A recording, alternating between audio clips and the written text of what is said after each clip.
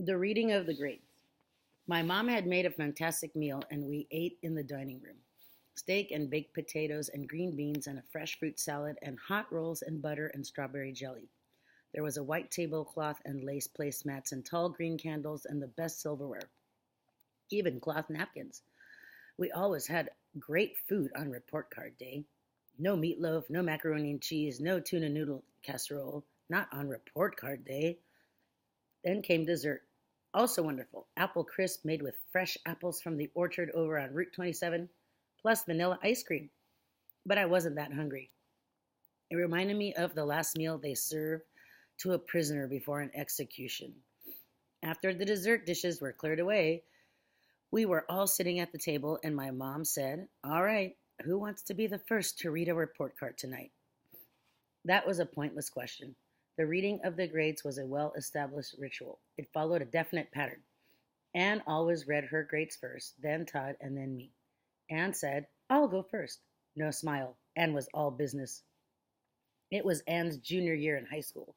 Anne is tall, blonde, athletic, and intense. Kind of pretty, too. People say I look like her, except I'm not tall, and my hair's more reddish than blonde. And I try not to be intense, so I guess those people who say we look alike are crazy. Anne had been elected junior class president. She was co captain of the girls' field hockey team and the girls' basketball team. She had been the youngest member of last year's math decathlon, and the team had placed first in the state competition. Anne was taking 4 advanced placement courses and 1 honors class. She was trying to graduate from high school a semester early. She wanted to get a scholarship to Georgetown University and study international relations. Intense is the right word. Mom smiled and said, "All right, Anne, let's hear how you did." Anne unfolded her computer printed grade sheet. I knew what was coming. Everyone knew what was coming. Anne began reading. Honors Chemistry, A. Plus. AP English, A. AP World History, A. AP Physics, A plus. AP Spanish, A. Phys Ed, A plus. Mixed Chorus, A plus.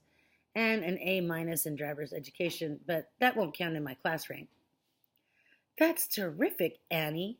My dad's smile made him look like a piano. He said, "Not much room for improvement, and that's the way it ought to be. Great, just great." Mom said, "You should be very proud of yourself, Anne. All your hard work is really paying off." Then, turning to my side of the table, Mom said, "Okay, who's next, Nora or Todd?" Another pointless question. Never in his life had Todd let me do anything ahead of him. He said, "I'm next." Todd was in 8th grade. He had lots of friends and lots of interests, like mountain biking and snowboarding and playing electric guitar and being a 1960s rock and roll trivia nut. Todd's school sport was soccer, but he wasn't a star player, which is what I am. And that's not bragging about my soccer player. That's just a fact. Schoolwork wasn't easy for Todd, especially reading. But Mom and Dad kept after him, so he worked pretty hard, and his grades usually showed it. Todd cleared his throat, glanced at Dad and then at Mom, gulped once, pushed his straight brown hair up off his forehead, and then began to read. Todd always read his best grades first. Gym class A plus, math A minus, science B. No, I mean it's a B plus. Social studies B and B minus in English, but I was only 2 points away from a plain B. Mom and Dad nodded thoughtfully for a moment, and Mom said, "Well, that's a pretty good report, Todd, but I don't think it's really the best you can do, is it? Especially that B minus in English. I think you'd be a little disappointed with that." At the conference last month, Mrs. Flood said you need to spend more time with your writing, and you need to take your outside reading assignments more seriously. Don't you think that would help? Todd nodded and said, "Yeah, I guess. But still, Mom, I got a B average, and that's good. You should see Tom's grades." But we're not talking about Tom.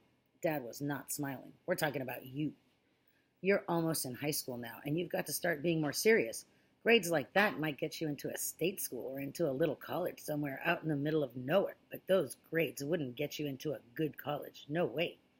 Time to get down to business. Agreed?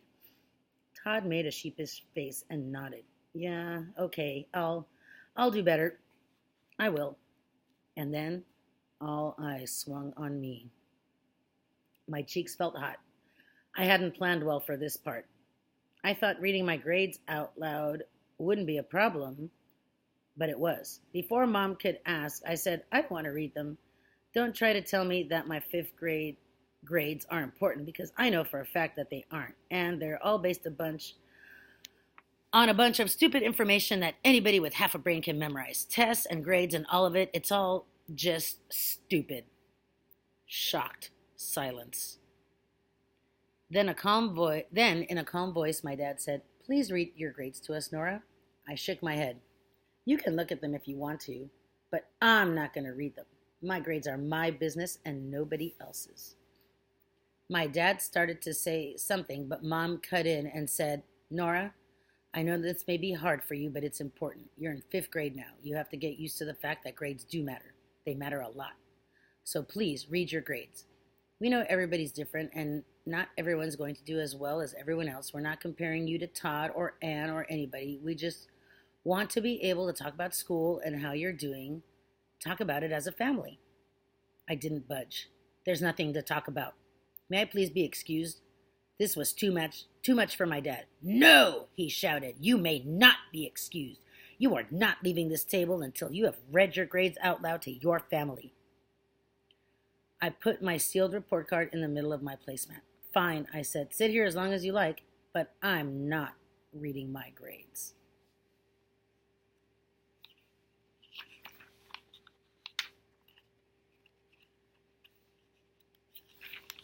A long 3 minutes passed in silence. Then I folded my arms and put my head down on the table. Todd cleared his throat and said, Dad, Tommy's mom is going to be here in 10 minutes. She's driving us to the movies, and I've got to get ready. So may I be excused, please? And can I have my allowance? 5 minutes after that, I was alone at the table. Around 9:30, I pulled 3 chairs together so I could lie down. I kicked my shoes off, moved a bunch of things out of the way, and slid a tablecloth toward me so I could use it like a blanket. I'd been asleep, so I'm not sure what time it was, but it was later, and I heard my mom say, Carry her up to bed, Jim. She's won this round. We might as well admit it. I kept my eyes shut. My dad said, Yep. She can be a tough little cookie, all right. She'd make a great lawyer, I bet, except first she'd have to get into a law school somewhere. I heard the sound of ripping paper, and I knew what it was. He was opening my report card. I heard him pull in a sharp breath, and then, oh my gosh, no wonder Nora wouldn't read this. Look, Carla, all D's, everything but spelling, and that's a C. Goodness, that was Mom. I don't believe it. How did this happen? Dad said, Well, let's shake her and sit her up right here and find out. Mom said, No, Jim, not now. Poor child. Think how ashamed she must feel about such terrible marks. Just take her upstairs. We can talk about it tomorrow. I felt the tablecloth slip off my back and legs, and then Dad's strong arms lifted me up. It had been a long time since my dad had carried me up to bed. I heard my mom behind us on the stairs. Careful, you don't bang her head on anything. And my dad said softly, With grades like those, it probably couldn't hurt. Mom said, That's not funny. I was glad they didn't try to get me into my pajamas because I'm sure it would have tickled. My mom just peeled off my socks, tucked the quilt up under my chin, kissed me softly on the forehead, and then closed the door. I opened my eyes and stared into the darkness. I wondered if I had done enough thinking about my plan, because first I had tried to think about what I wanted to accomplish, and then I had tried to think of all the steps I had to take, and how my steps would lead to the steps other people would take. I had done a lot of thinking, and that's something I've gotten very good at. But I had thought of every single thing that could go wrong.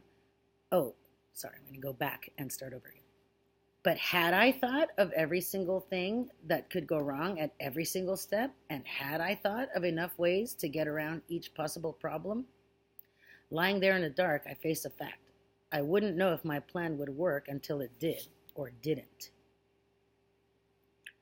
Okay, this is another good place to stop and write down some notes about Nora's sister and brother, and then what, now that you know that Nora doesn't like people making a big deal about grades, what do you think about how the parents react to everyone's grades? That's something that you guys might talk about. Okay, talk to you in a little bit.